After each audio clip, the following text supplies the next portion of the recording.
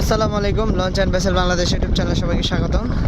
ভিডিওতে আপনারা যে নৌযানটিকে দেখতে পাচ্ছেন এমবি শতাব্দী বাঁধন, এই নৌযানটিকে তৈরির পর পানিতে নামানোর পর কিন্তু অনেক জল্পনা কল্পনা রয়েছিল যে এই নৌযানটির রুট হতে যাচ্ছে কোনটি।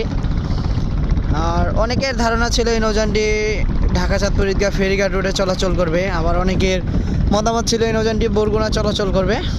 আবার অনেকে বলতেছিল এই নৌযানটি নতুন কোনো রুটে আসবে। আর সবার সেই ধোঁয়াশা উপেক্ষা করে এই নৌযানটি কিন্তু যুক্ত হয়েছিল ঢাকা আমতলী রুটে। আর ঢাকা আমতলী রুটে গত রোজার ঈদে দেখতে পেয়েছেন যে আপনারা যে নৌযানটির যে গতির ঝড়, ঢাকা আমতলী রুটে ইতিহাসের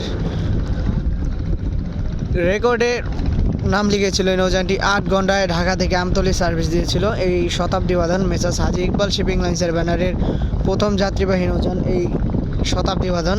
আর এই নৌযানটির কিন্তু আরও একবার রুটের পরিবর্তন হলো। আর বর্তমান রুট হচ্ছে ঢাকা কালীগঞ্জ ইলিশা দৌলত হাকিমুদ্দি।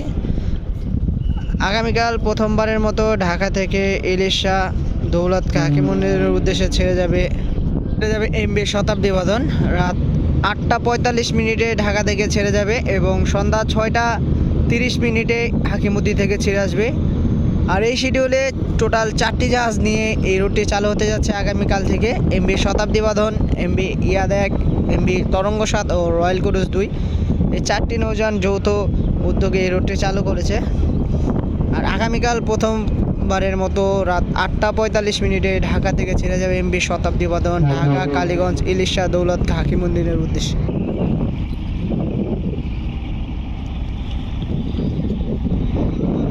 শুভকামনা রইল এই 4টি কোম্পানির জন্য তাদের নতুন রুটে।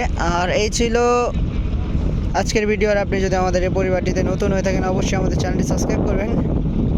আর আপনাদের যদি কোনো ভিডিও রিকোয়েস্ট থাকে অবশ্যই আমাদের কমেন্ট বক্সে জানাবেন। আর সবাইকে অসংখ্য ধন্যবাদ পুরো ভিডিওটি দেখার জন্য। সবাই সুস্থ থাকবেন, ভালো থাকবেন। আসসালামু আলাইকুম।